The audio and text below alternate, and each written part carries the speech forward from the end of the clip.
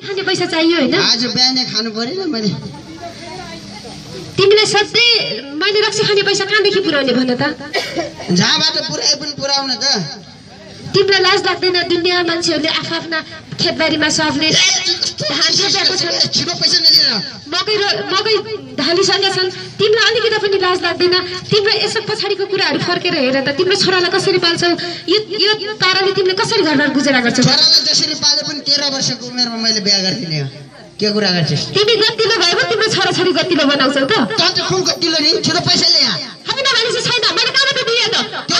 मालाले माला अस्ति भर्खरै मङ्गलसूत्र लगेर कहाँ खायौ भन त यहाँ छ यहाँ कहाँ छ त्यहाँ त्यसो भए यहाँ गएर यहाँबाट कहाँ निकाल्ने त नि अरू नयाँ चाहिन्छ मान्छेहरूले आफ्नो श्रीमतीलाई तीज आउँदैछ गहना बनाइदिएर कस्तो राम्रो गरिरहेछन् तिमीले माइतीले त्यहाँको गहना पनि बेचेर खाइसक्यो होइन धेरै बोल्छस् किन नबोल्ने तिमीले हरेक गर्न आउने मैले यति बोल्न पनि नहुने तिमीलाई बाहिर कुटिन्छु के कुट्छु ल कुटेर हेर त अब त म पनि चुप लाग्दैन मुख लाग्छ छिटो त्यो हातको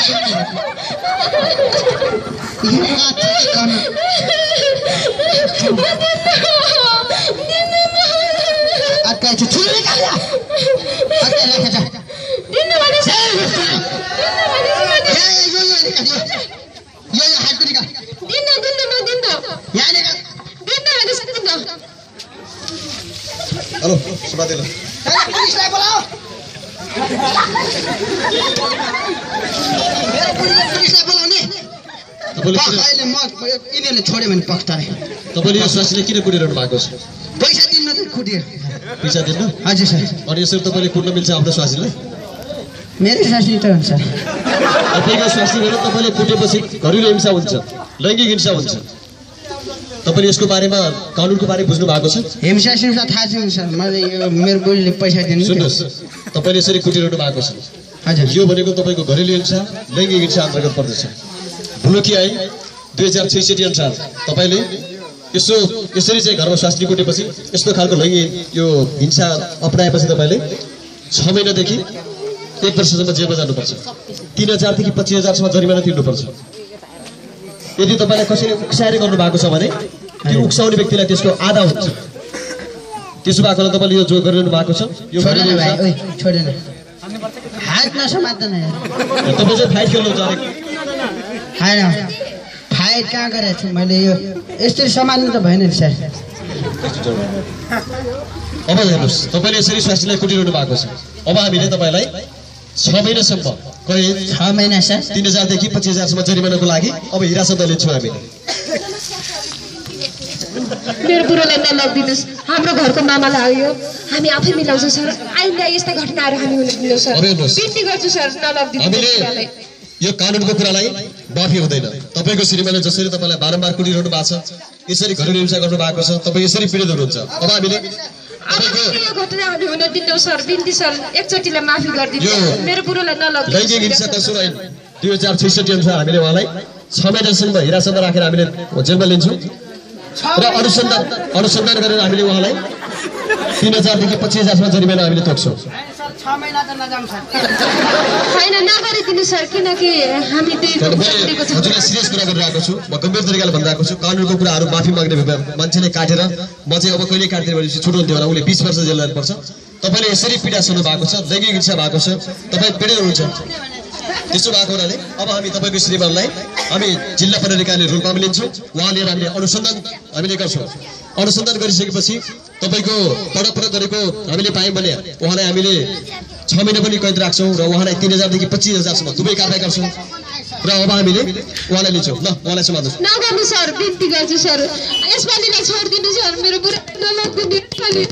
यसपालिलाई छोडिदिनु सर बिन्ती गर्छु सर नलगिदिनु यसपालि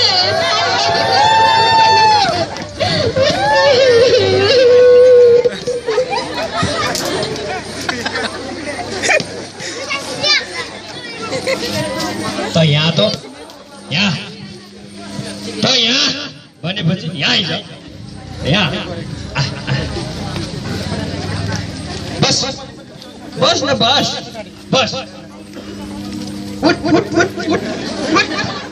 उठ उठ फेरि बस बस बस बस उठ उठ उठ उठ उठ बोतल उठ उठ खाली चल्यो उठ हो तेरो छोरीलाई संस्कार सिकाइसिकाइसिस भन् त यसरी संस्कार सिकाउनुपर्छ के सिकाइस सिकाएको नि अब तिमी कति चर्को सोटे कराउँछौ अनि जानी त भएन बस त बस बस सँगै बसौँ पहिला यो कुरा त यही हुन्छ क्या बस न कुरो के भनेपछि त के अरे त कसको बड्डो रे बड्डी त उपाध्यको बड्डी बड्डो त म परे बड्डी त भनेपछि उपाध्य पाउनुको नाक कति लामो हुन्छ कति लामो हुन्छ खै यति लामो हुन्छ अहिले चाहिँ मेरो नाक चाहिँ त्यो चुकेर लगिसकेपछि छोटिँदै यति खेप्छ भइसक्छ भनेपछि अर्को कान्छी छोरी पनि फेरि त्यस्तै लुगा सिने भाँडा पिट्नेको पुइलो गई भन्छ मेरो नाक त यहाँ रहेन न मैले के नाक देखाने भन्छ भन्न अब यहाँ झगडा गरेर काम छैन तँलाई पिटेर पनि काम छैन 3-4 दिन पिटिए तेरो छाला कति बाक्लो भए त्यो आबै थाहा अब चाहिँ त्यो कान्छी छुरी थियो नि अब त्यो जेठी छुरी त मरि गई त्यो आरे घाट पुगी त्यो अब घर नआओस् त्यो मेरो घरको त्यो पाइला पनि नकुचोस् अब त्यो कान्छी छुरी छ नि कान्छी छुरी चाहिँ 8मा पढ्दैछ 7मा त्यसको बिहे गर्नको लागि म भोलि चाहिँ मेरी जातको केटा खोज्न जान्छु पाइन्छ के कुरा गर्नु बुढाले भर्खर 12 वर्ष पुग्दैछ कान्छी छोरी अब पढाउनु पर्यो तिनीहरुको भविष्य बनाउनु पर्यो त्यसपछि बिहे गर्नुला नि 12 वर्ष पुगोस् कि 10 वर्ष पुगोस् धेरै पढाएर के काम त्यो कपडा सिने फलाम पिट्नेको पुल जान्छु भनेपछि अब चाहिँ पढाउने जरुरी होइन 12 वर्ष होस् कि 13 वर्ष होस् भोलि पर्सि केटा खोज्दिने आफ्नै जातको केटासँग पढाइने यहाँ त्यही हो कुराकानी अब त्योदेखि दायाँ बायाँ गरिस् भने त पनि खालिस यो मेरो हात खालिस अब गयो त गयो के गर्ने त अब गयो त गयो के गर्ने नाच छम छम छम नाच उबाद भानु पट्टि तपाई जहिले चर्को सोले कराउनुहुन्छ अनि जाने त भएन छोरीहरु चर्को होइन अब त झन् के हो या चटपटी भइसक्छ त्यो कहिले यहाँ घर आयो भने त्यो छोरी जेठी छोरी कहिले घर आइस भने तैँले बस छोरी भनिस् भने त पनि खालिस है त्यही भएर यो घरको पाइलो कुची भने हाम्रो घर झुटो हुन्छ हेर त्यो चुके कालो पक त्यसलाई त म जानेको छु मैले बिहे गरे हाम्रो मगरी ल बुवा मम्मी नमस्ते भनेपछि बुवा नमस्ते हुन्छ हुन्छ एउटा यो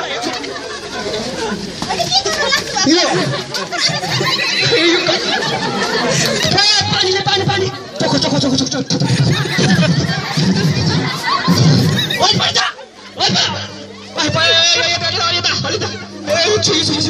कति हाल्छ लागेछ नि कालो त कति छुने मिल्ने बेला कति के गर्नु भएको यहाँ लाग्यो सुनबानीले खै चोको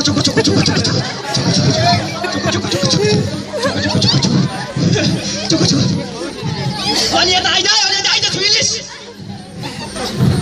बस यहाँ सरिस कालो दुध गइयो अलि वरा सरिस त छोरी निस बुवा म यहाँ बस्न आएको होइन कि मेरो बहिनी भर्खर 12 वर्ष पुगेको छ त्यसको बिहे गरिन राख्नु भएको छ रे भन्ने सुनेर हजुरलाई सम्झाउन आएको हस्को लाग्यो मलाई उठा त उठा के भनिस रे के भनि म सुन्दैन 12 वर्ष भएको छ रे किन बिहे गरिन लाग्यो भनेर सोध्न तँलाई 12 वर्ष फेरि चुन मिल्दैन त फेरि चुन मिल्ने त मूर्ति के आज के गर्ने एउटा कोही कोन जात हान्ने मान्छे कोही पनि छैन के हान्ने चोको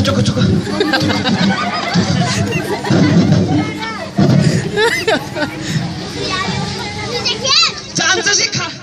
होइन केले मारौँ लामे नटुले त घोज्छ लामे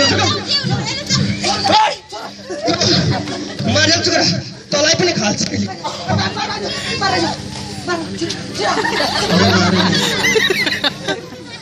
तपाईँ अगाडि गइदिए भए हुन्थ्यो नि बुवा म भन्दा पनि दर्शक रहने कस्तो गरी ल्याएको बटुले सोच्नु परेन मैले पो कहाँको चाल चलन कहाँको संस्कृतिको छोरीले राइस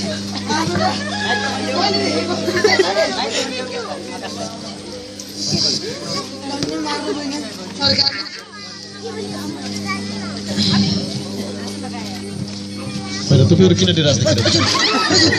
सरकार नमस्ते सरकार नमस्कार किन के भयो किन यसरी हतार देखिनुहुन्छ होइन भन्नुहोस् न भन्नुहोस् खुलेर भन्नु न हेर्नुहोस् सर उसको बुवा उपाध्याय हो मेरो बुवा एउटा दलित हो त्यही भएर उसको र मेरो विवाह गरेको त्यही देखेर उसको बुवाले हामीलाई लखेटेको सर ए तपाईँहरूले अन्तर्जातीय विवाह गर्नुभयो उपाध्याय पाउनको छोरी दलितको छोराले बिहे गर्नुभयो होइन हजुर तपाईँ दुवैजनाको वञ्चित छ वञ्चित छ सर दुवै बनाइदिनुहोस् तपाईँहरू वञ्चित गरी लगाएर बिहे गर्नुभएको हो हजुर सर तपाईँले वञ्चित लगाएर बिहे गर्नु भएको छ भने बिहे गर्न पाउने त्यो एउटा मानवीय नैसर्गिक अधिकार हो यो जातीय छुवाछुत कसुर ऐन 2068 अनुसार यदि कसैले यस्तो विभेद गर्छ भने उसलाई 1 वर्षदेखि 6 वर्षदेखि 1 वर्षसम्मको कैद हुन्छ उसले 500 देखि 10,000 सम्मको जरिमाना तिर्नुपर्छ र यदि कसैले उक्साएर त्यो विभेद गरिएको छ भने त्यो उक्साउने व्यक्तिलाई त्यसको आधा 1 वर्षको ठाउँमा 6 महिना र 10,000 को ठाउँमा 5,000 त्यसरी जरिमाना गरिन्छ त्यसो भएको हुनाले तपाईहरुले गरेको यो बिहे यो नेपालको संविधानमा नेपालको मुलुकी ऐन 2068 अनुसार वैधानिक छ हो सर यस्ता कुरा संविधानमा हर जारी छ सर हो हामी यस्ता गरिब दुखित र दलितको अधिकार छैन हुन सर हो हैन सुन्नुस् तपाई नआतिनुस् अब तपाईलाई मुखियाले यसरी अपमान गरेर पठाउनु भएको छ भने हामीले मुखियालाई कानुनको दायरामा ल्याउँछौँ उहाँलाई भोलि हामीले जिल्ला प्रहरीले रोलपाम लिएर हिरासतमा राख्छौँ अनुसन्धान गाडी बढाउँछौँ अनुसन्धान पछाडि त्यो उहाँले अपमान गरेको पुष्टि भएमा हामी अदालतमा मुद्दा दर्ता गर्छौँ र उहाँलाई 6 महिनादेखि 1 वर्षसम्मको कैद र 500 देखि 10,000 सम्मको उहाँलाई जरिमाना हुन सक्छ र तपाईहरु यो बिहेको चार्जबाज मिलाउन जानु अरु कुनै सन्देश लिएर जानु भएको थियो मुखियाको घरमा छोराले बुहारी ल्याछौँ न जै लगेर जाम भनेर ढजानी लगेर गएको अनि फेरि नानीले मरा जे गर्नु सबै छोराले गरौ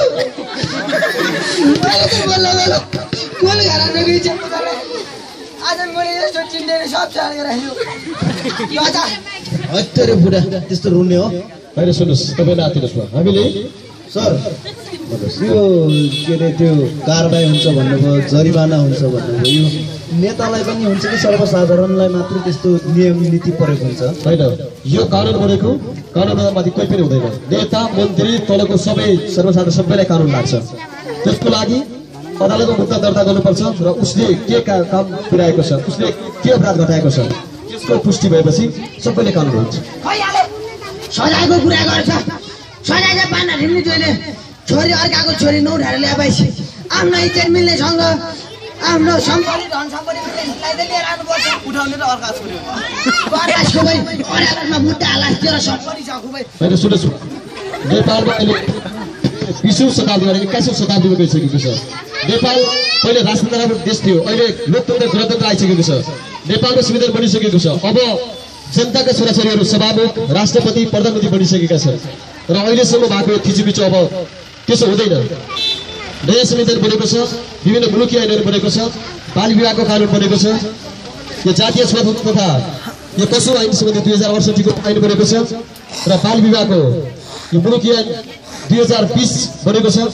र विभिन्न कानुनहरू बनेका छन् जसले यो कानुन विपरीत काम गर्छ हामी उहाँलाई सबैलाई कानुनको दायरामा उभ्याएर हामीले चाहिँ जो पीडितहरूलाई न्याय दिन्छौँ जसले कमजोरी गरेको छ जसले अपराध गरेको छ उसले हामीले दण्ड दिन्छौँ तपाईले हामी आशा गरिबको आइते हुन मात्र भन्नुभयो जे जे चन्द्र आए नि चन्द्रको छोरो प्रधानमन्त्री बनेका छन् गरिबको छोरो प्रधानमन्त्री बनेका छैन हामी दुखी दरिद्रको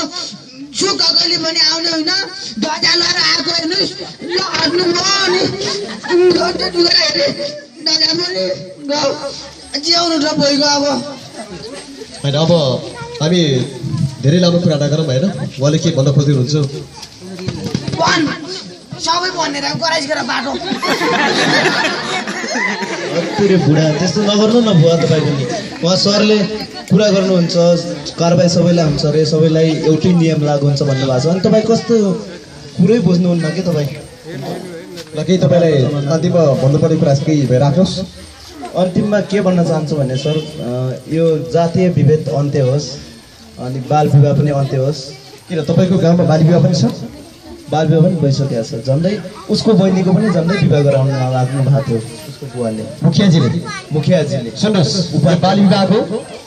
यदि 10 वर्ष नपुग्दै बिहे गर्छ भने उसलाई 1 वर्षको कैद हुन्छ र उसलाई 10,000 भन्दा बढी जरिमाना हुन्छ र यदि 10 वर्षदेखि 14 वर्ष मुनि बिहे गर्छ भने उसलाई 6 महिना कैद हुन्छ। दुवैको सहमति छ भने पनि हुन्छ सर? होइन, दुवैको सहमति भए पनि कसैको सहमति नभए पनि यदि सहमति नभए त बलात्कार भइहाल्यो होइन, त्यो झन् अर्कै मुद्दा लाग्छ, अझ ठुलो मुद्दा जेल केस बराबर लाग्छ होइन। यदि बाल विवाह 10 वर्ष मुनिको छ भने 1 वर्ष कैद हुन्छ, 10,000 जरिमाना हुन्छ र दुवै हुन सक्छ। 10 देखि 14 वर्षसम्म छ भने उसलाई 5,000 जरिमाना 6 महिना कैद हुन्छ र यदि 14 वर्षदेखि माथि 20 वर्ष मुनि बाल विवाह भएको छ भने पनि 3 महिना कैद र 3,000 जरिमाना हुन सक्छ र त्यसको प्रकृति हेरेर दुवै हुन सक्छ। र यो बाल विवाह गराउनको लागि अलिकति उक्साउने त्यो सपोर्ट गर्ने व्यक्तिलाई पनि त्यसको ठ्याक्कै आधा कार्य हुन्छ। अब हामीले यसको बारे पनि जागरण जगाउँ र तपाईँहरूको यो मुद्दा अब हामीले मुखियाबाटै जिल्ला प्रहरीकाले रूपमा लिन्छौँ अनि छानबिनको अनुसन्धान गरेर उहाँलाई हामीले कारबाही गर्छौँ। अहिले तपाईँ पनि घर जानुहोस्।